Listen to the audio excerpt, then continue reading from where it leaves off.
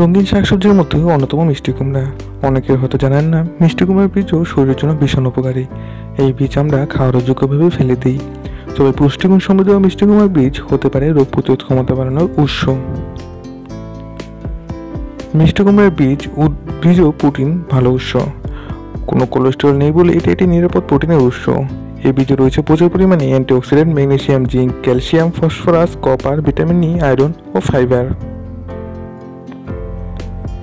কতটুকু ও কিভাবে খাবো আমরা এই মিষ্টি কুমড়ার বীজ?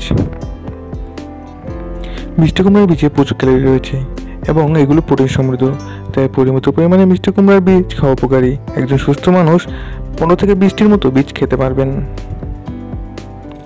মিষ্টি কুমড়ার বীজ রোদে শুকিয়ে সংরক্ষণ করে রাখা যায়। সালাদ তরকারির মধ্যে বীজ যোগ করলে খাবারের পুষ্টিমান বৃদ্ধি পায়।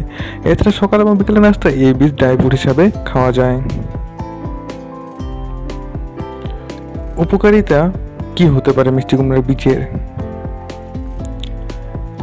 রোগ প্রতিরোধ ক্ষমতা বাড়ায়।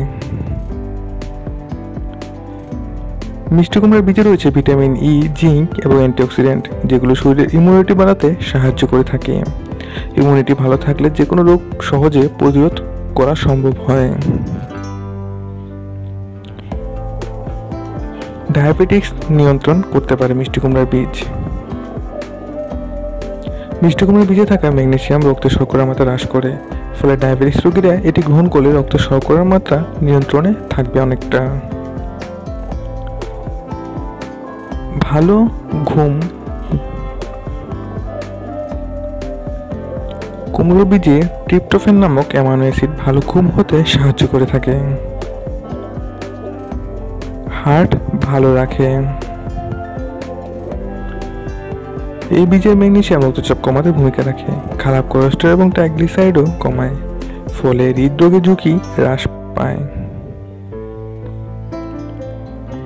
ওজন হ্রাস করে এই মিষ্টি কুমড়ার বীজ। মিষ্টি কুমড়ার বীজ প্রোটিন ও ফাইবার সমৃদ্ধ হওয়ায় ক্ষুধা নিবারণ করার পাশাপাশি খাওয়ার প্রবৃত্তি কমায়। ওজন কমাতে চাইলে খাদ্য তালিকায় এটি যোগ করা উচিত। হাড় মজবুত করতে পারে এই মিষ্টি কুমড়ার বীজ। এই বীজে ক্যালসিয়াম ও ম্যাগনেসিয়াম থাকায় এটি বোন ডেন্সিটি বৃদ্ধি করে হাড়কে মজবুত করতে সাহায্য করে। সতর্কতা।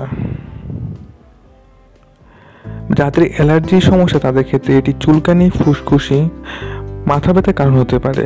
মিষ্টি কুমড়ার বীজ অতিরিক্ত খেলে পেটের ব্যথা, পেট ফাঁপা, ফোলা ফোলা ভাব, কোষ্ঠকাঠিন্যের মধ্যেও সমস্যা দেখা দিতে পারে। এই বীজ অতিরিক্ত গ্রহণ করলে ওজন কমার পরিবর্তে বেড়ে যেতে পারে। হাইপোগ্লাইসেমিয়া আক্রান্ত ব্যক্তি, অর্থাৎ যাদের রক্তে গ্লুকোজের মাত্রা কম, তাদের এটি অল্প পরিমাণে খেতে হবে।